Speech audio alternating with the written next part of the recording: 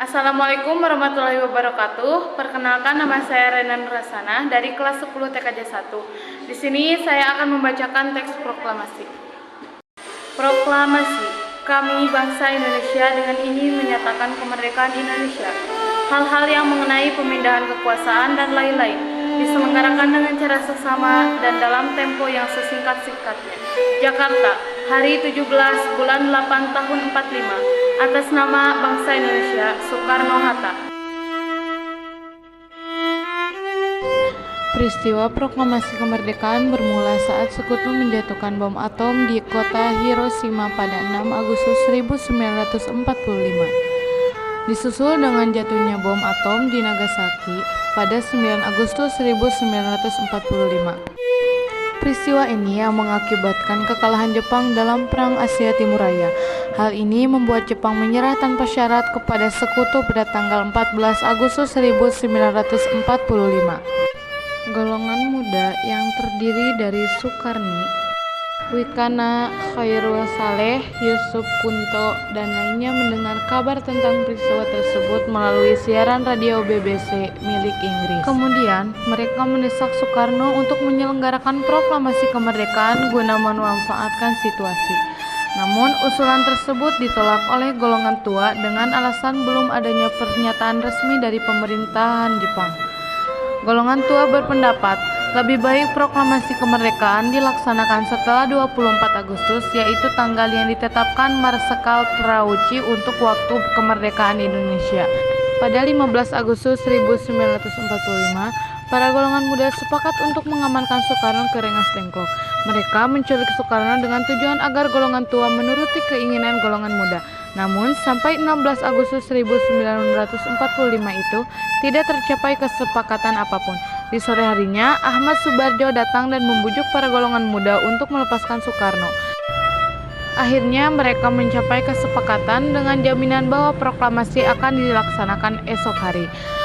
Malam itu, golongan muda dan golongan tua berangkat menuju rumah Laksamana Maeda di Jakarta. Laksamana Maeda mempersilahkan rombongan tersebut untuk menemui Gun Seikan, kepala pemerintahan militer Jenderal Moichiro Yamamoto. Namun, Jenderal Nishimura menolak rencana proklamasi kemerdekaan. Selanjutnya, sejarah perumusan teks proklamasi kemerdekaan Indonesia dimulai pada tanggal 17 Agustus 1945 dini hari pukul 3 waktu Indonesia Barat. Bermula setelah peristiwa Rengas Dengklok, Insinyur Soekarno, Muhammad Hatta, dan Ahmad Subarjo mulai merumuskan teks proklamasi di rumah Laksamana Tadashi Maeda di Meiji Dori nomor 1. Berikut 3 tokoh perumus teks proklamasi Indonesia dan perannya. Ahmad Subarjo berperan dalam merumuskan paragraf pertama dalam teks proklamasi kemerdekaan Indonesia. Muhammad Hatta berperan dalam merumuskan paragraf kedua pada teks proklamasi kemerdekaan Indonesia.